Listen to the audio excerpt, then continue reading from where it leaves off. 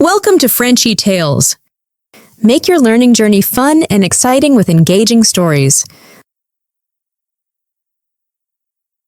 Bonjour, bienvenue dans cette vidéo pour apprendre le français. Avez-vous peur de parler français? Oubliez-vous parfois des mots ou vous sentez-vous hésitant? Alors j'ai une méthode puissante pour vous. Elle s'appelle la technique du shadowing. Le shadowing signifie que vous écoutez chaque phrase attentivement puis vous répétez après moi. Essayez de copier ma voix, ma vitesse et mon intonation. Cela vous aidera à parler plus clairement et plus naturellement. Aujourd'hui, je vais vous raconter une histoire. C'est l'histoire d'une jeune femme qui trouve un étrange message sous sa tasse de café. Ce petit message va tout changer. Commençons. Écoutez attentivement, puis répétez après moi. Je m'appelle Maya, j'ai 24 ans. Et voici une histoire étrange qui m'est vraiment arrivée. Même aujourd'hui, je n'arrive pas à y croire. Tout a commencé un lundi matin. Je me suis réveillée tôt, mais je me sentais un peu triste. Vous connaissez ces jours où la vie semble lourde et où tout paraît un peu de travers? C'était mon matin. Alors, j'ai décidé d'aller dans mon café préféré. Il s'appelle Coffee Corner. Il est petit, calme et chaleureux, exactement le genre d'endroit que j'aime. J'y suis allée en marchant doucement. Le ciel était gris et le vent était léger. Pour une raison inconnue, le monde semblait différent ce jour-là. Quand je suis entrée dans le café, j'ai souri. Ça sentait le café frais et la cannelle. Il n'y avait que quelques personnes en train de lire, de taper sur leur ordinateur ou simplement assises en silence. Je suis allée au comptoir. « Salut Maya » a dit la barista. « Comme d'habitude ?» J'ai hoché la tête. « Un latte caramel moyen. » Elle a souri et a commencé à le préparer. Je me suis installée à ma table préférée, près de la fenêtre. J'ai sorti mon carnet et mon stylo parce que j'adore écrire le matin. Quelques minutes plus tard, la barista m'a apporté ma boisson et l'a posée sur la table. « Merci » ai-je dit. J'ai tendu la main vers la tasse et c'est là que je l'ai vue. Un petit morceau de papier blanc se trouvait sous la tasse. Je l'ai pris.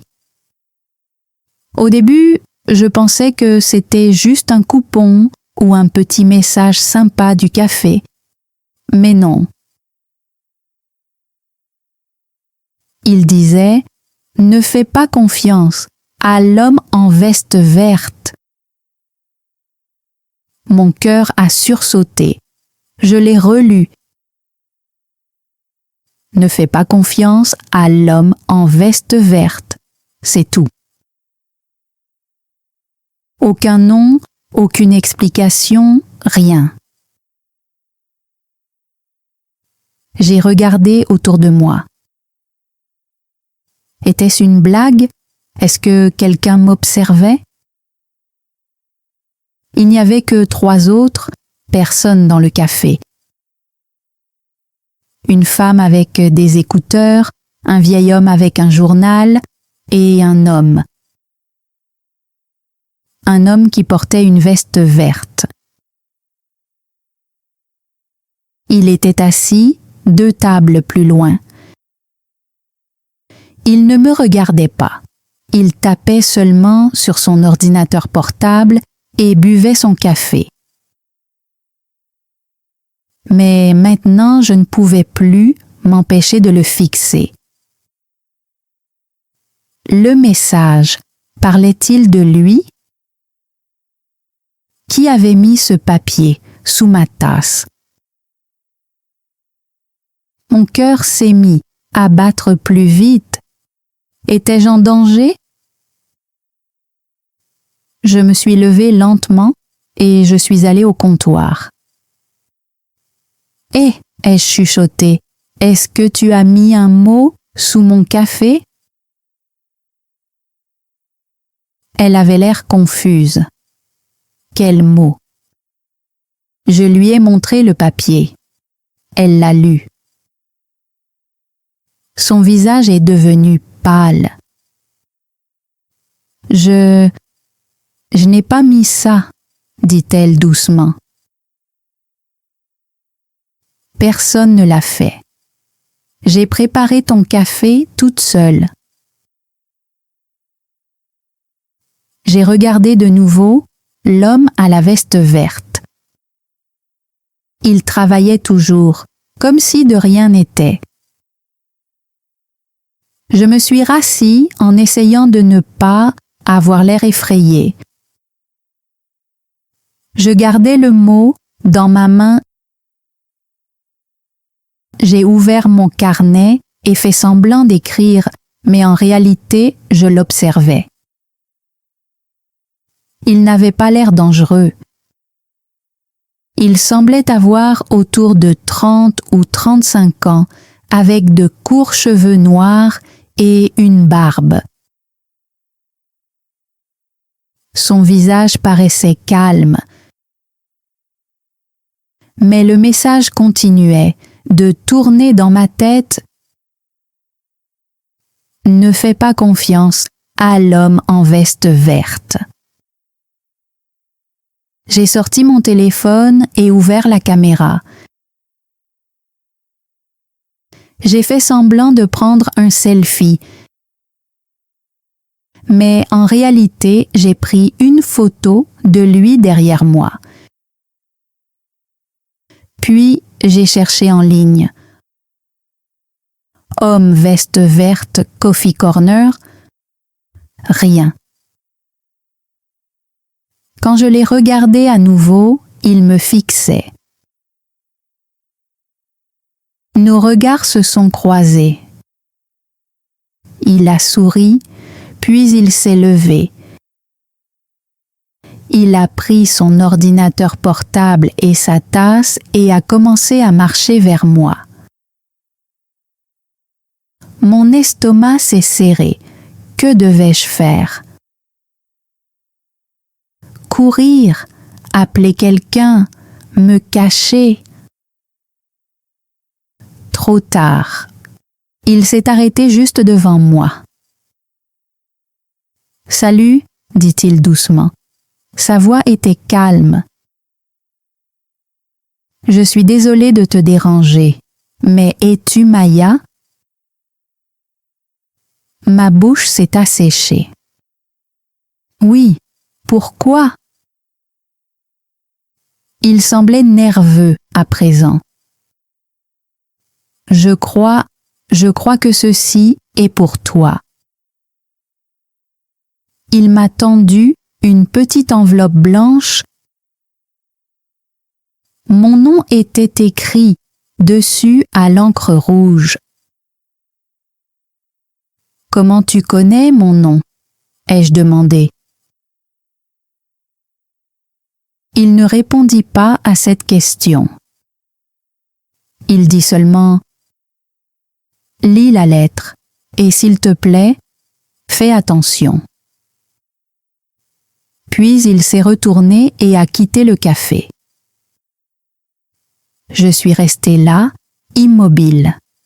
La pièce semblait lourde, comme si l'air avait changé. J'ai regardé l'enveloppe. Mon nom était clairement écrit Maya. Je l'ai ouverte lentement. À l'intérieur, il y avait un autre message. Celui-ci était encore plus étrange. Il disait « Tu ne me connais pas encore, mais je sais ce qui arrive. Ne rentre pas chez toi aujourd'hui. Il t'observe. Un ami. » Mes mains tremblaient. J'ai regardé dehors. L'homme à la veste verte avait disparu. J'ai vérifié mon téléphone. Aucun appel, aucun message. J'ai relu le premier mot. Ne fais pas confiance à l'homme en veste verte. Essayait-il de m'aider? Ou faisait-il partie de quelque chose de dangereux? Pourquoi m'avait-il dit de ne pas rentrer chez moi? Qu'est-ce qui m'attendait là-bas? Et qui était il? Je ne savais pas quoi faire. J'avais peur, mais j'étais aussi curieuse. Alors, je suis restée dans le café très longtemps à réfléchir, à regarder la porte et à essayer de décider: devais-je rentrer chez moi ou croire l'avertissement? Je ne le savais pas encore, mais le choix que j'ai fait ce jour-là allait tout changer. Je suis restée là à fixer l'enveloppe. Mes mains étaient eau froide. Mon café était froid aussi, mais je m'en fichais. Je ne pouvais penser qu'à une seule phrase: ne rentre pas chez toi aujourd'hui. Qui était l'homme à la veste verte? Pourquoi m'avait-il donné une lettre avec mon nom dessus? Qui m'observait? J'ai regardé dehors, de nouveau, il avait vraiment disparu. Lentement, j'ai pris mon téléphone. J'ai ouvert la caméra et j'ai zoomé sur la photo que j'avais prise plus tôt. Son visage, ses yeux, il me semblait différent maintenant. Un avertissement, un danger ou autre chose. J'ai pris une longue inspiration. J'avais besoin de quelqu'un en qui j'avais confiance. Alors, j'ai appelé ma meilleure amie, Léna. « Hé Maya, quoi de neuf? » dit-elle joyeusement. J'ai essayé de parler normalement, mais ma voix tremblait. « Léna, tu peux venir à Coffee Corner? S'il te plaît. Maintenant? » Maintenant? Qu'est-ce qu'il se passe? Ça va? Je ne sais pas, ai-je chuchoté. S'il te plaît, viens, je te raconterai tout. Elle a accepté. 20 minutes plus tard, Léna est entrée dans le café en courant. Maya, qu'est-ce qui s'est passé? Demanda-t-elle en me serrant fort dans ses bras. Je lui ai montré le petit mot, puis l'enveloppe, et je lui ai raconté chaque détail. Son visage est devenu sérieux. « C'est vraiment étrange, » dit-elle. « Mais peut-être que quelqu'un essaie juste de te faire peur. »« Non, » dis-je doucement. Il connaissait mon nom et ma maison. Léna se mordit la lèvre, puis elle décida. « D'accord, tu ne rentres pas chez toi ce soir. Tu viens dormir chez moi. » J'ai hoché la tête. Nous sommes partis en direction de son appartement. Il était tout près, mais pendant tout le chemin, je n'arrêtais pas de me retourner. Mon cœur battait vite. J'avais l'impression que quelqu'un était derrière nous, qu'on nous suivait. Mais la rue semblait vide. Chez Léna, je me suis assise sur le canapé tenant toujours le mot dans ma main.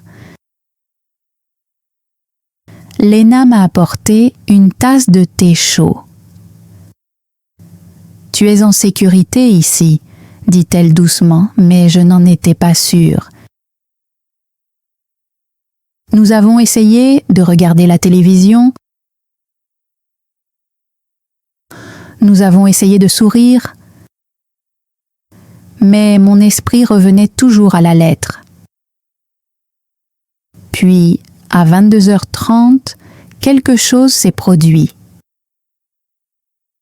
Le téléphone de Léna s'est mis à sonner. Elle a regardé l'écran et s'est figée. « C'est qui ?» ai-je demandé. Elle a tourné l'écran vers moi. Il y avait écrit « Numéro inconnu ». Elle a répondu quand même. « Allô ?» dit-elle. Personne ne répondit, seulement le silence. Puis, après quelques secondes, un murmure très faible est arrivé. « Maya, tu as fait le bon choix. » Léna a laissé tomber le téléphone. J'ai eu l'impression que mon cœur s'arrêtait. « Tu as entendu ?» ai-je demandé. Léna hocha la tête. Son visage était pâle. Un instant plus tard, son téléphone a bipé de nouveau. Un message est apparu. Demain, 9h, banc 14, parc de la ville, viens seul. C'était tout. « C'est quoi ça ?» demanda Léna. « Tu es en danger ?» « Je ne sais pas, » répondis-je. « Mais j'ai besoin de réponses. J'irai demain. » Léna m'a supplié de ne pas y aller seule, mais je savais que je devais le faire. Nous avons essayé de dormir, mais j'ai à peine fermé les yeux. Qui avait appelé? Comment savait-il où j'étais? Et pourquoi avait-il dit que j'avais fait le bon choix? Le lendemain matin, je me suis réveillée tôt. J'ai mis des vêtements simples et je suis allée au parc de la ville. L'air était froid. Seules quelques personnes promenaient leurs chiens ou faisaient leur jogging. J'ai trouvé le banc 14. Il était sous un grand arbre, à moitié dans l'ombre. Je me suis assise et j'ai attendu. 10 minutes passèrent. Puis j'ai entendu des pas derrière moi. je me suis retournée. L'homme à la veste verte marchait vers moi. Il s'est assis à côté de moi, en silence.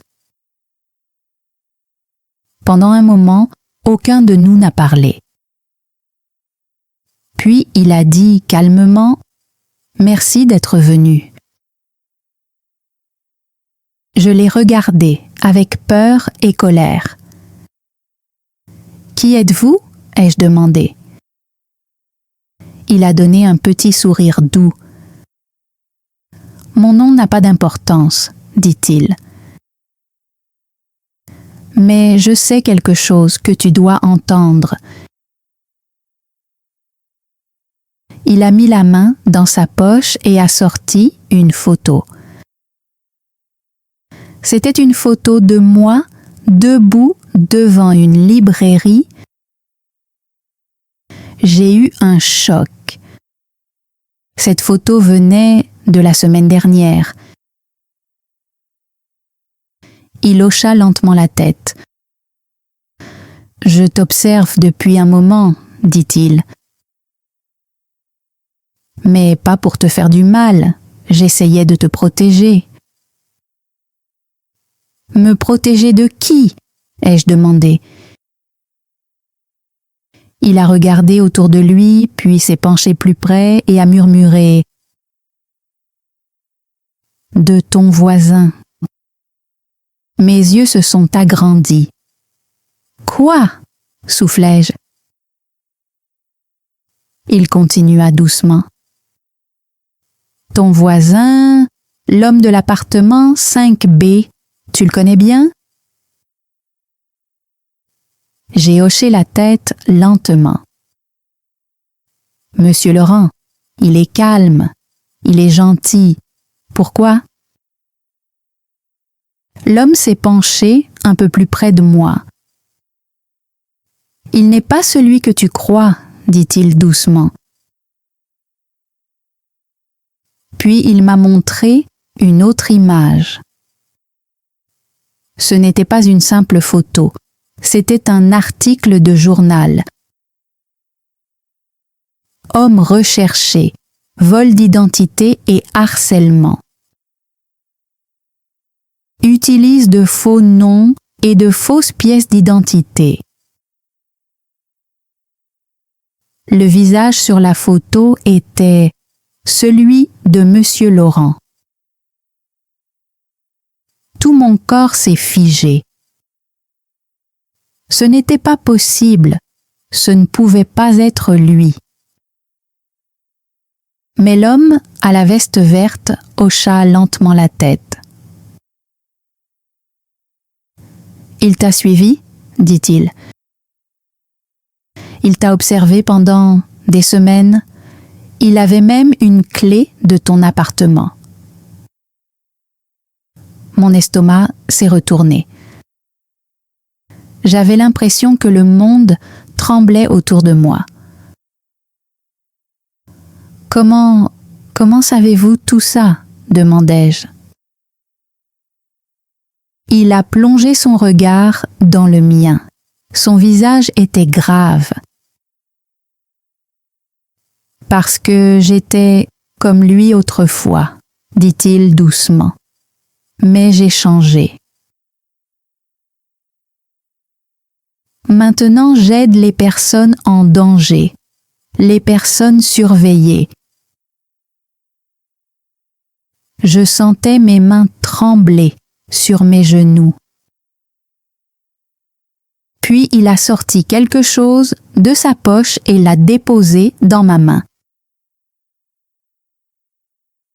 Une petite clé USB. « Tout est dedans, » dit-il. « Des preuves. Rapport de police, photos, vidéos. Donne ça à la police. » Je l'ai regardé, confuse et effrayée. « Mais pourquoi m'aidez-vous » Il baissa le regard un instant. « Parce que quelqu'un m'a aidé autrefois, » murmura-t-il. Et toi, tu m'as rappelé cette personne. Gentille, courageuse. Je ne pouvais pas laisser la même chose se reproduire. Je sentis les larmes monter. Il se leva lentement. « C'est un adieu, Maya, dit-il. Fais attention, sois toujours vigilante. Et ne fais pas confiance trop facilement. » Puis, il s'est éloigné, silencieusement, et a disparu. Je ne l'ai jamais revu. Je suis allée directement au commissariat.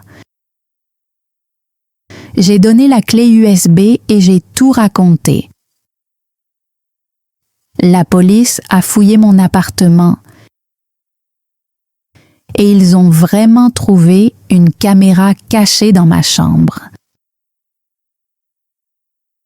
Mon voisin, Monsieur Laurent, a été arrêté cette nuit-là. Tout ce que l'homme à la veste verte m'avait dit était vrai.